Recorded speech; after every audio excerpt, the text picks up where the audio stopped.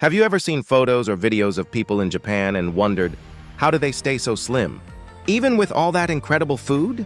We're often told that losing weight requires grueling gym sessions and strict, miserable diets. But looking at the Japanese population, that clearly isn't the only way. Is it just luck? Or are there hidden habits we're missing? Today, I'm sharing the ancient, science-backed principles that make healthy, living effortless for them. By the end of this, you'll have a simple, actionable toolkit to transform your own lifestyle. No intense programs required.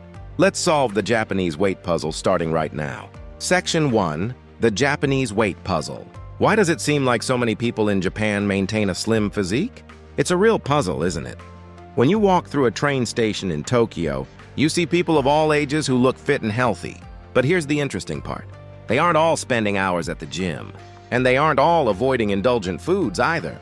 Yes, you can find snacks and fried foods in Japanese convenience stores, just like anywhere else. But they don't seem to be the primary focus of daily life. So why doesn't that same environment lead to the weight struggles we see elsewhere?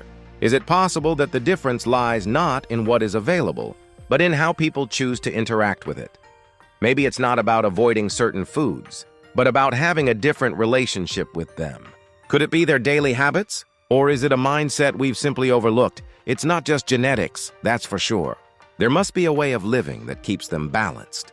Have you ever noticed this? Or do you have a different perspective on life in Japan? I'm genuinely curious what you think. Let me know in the comments below. Let's peel back the layers and see if we can find some practical secrets. Section 2. Hara Hachi Bu, the wisdom of 80% full. Let's explore a practice that lies at the heart of Japanese health, Hara Hachi Bu. This is an ancient Japanese teaching, deeply rooted in the culture of Okinawa, a region world famous for its long-living, healthy population. At its core, the rule is incredibly simple. Stop eating when your stomach is about 80% full. Think about how many people eat today.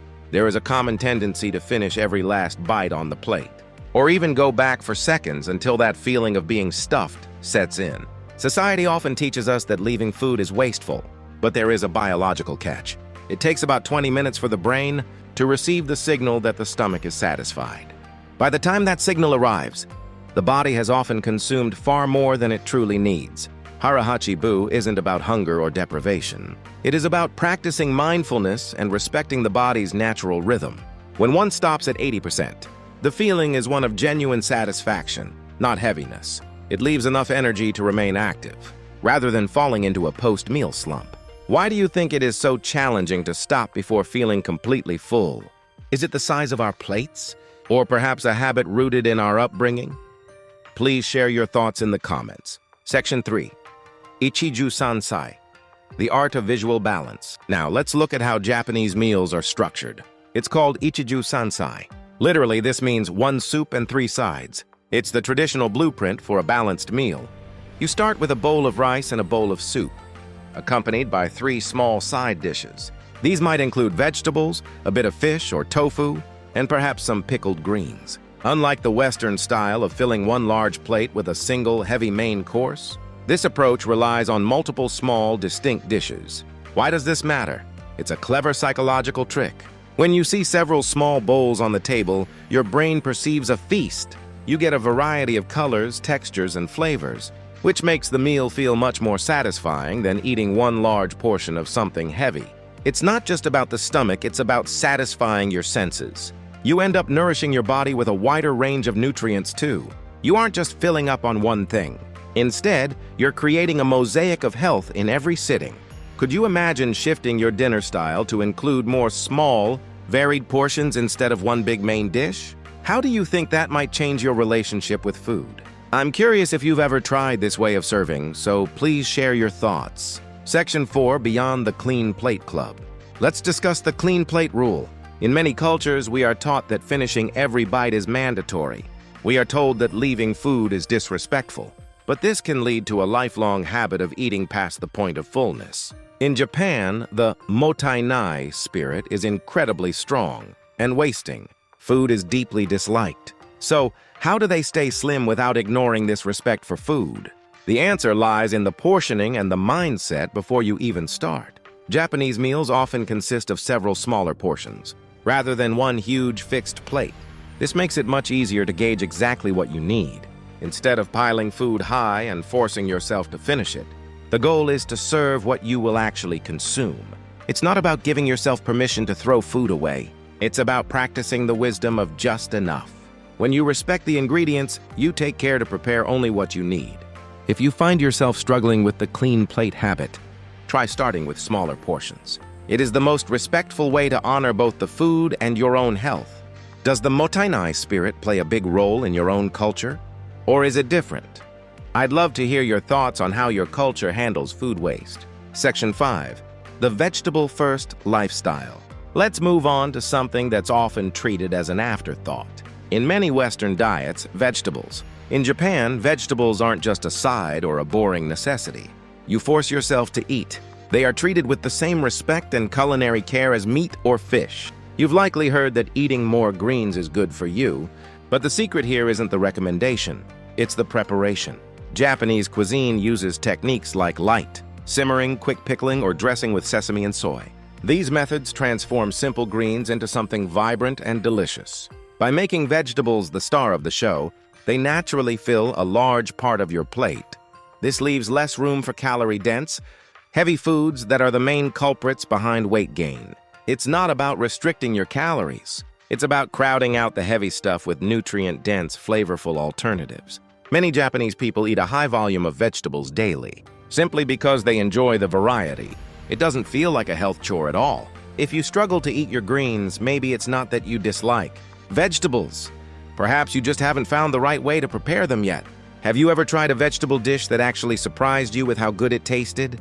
Tell me your favorite way to cook veggies in the comments. Section 6. Small portions, big satisfaction.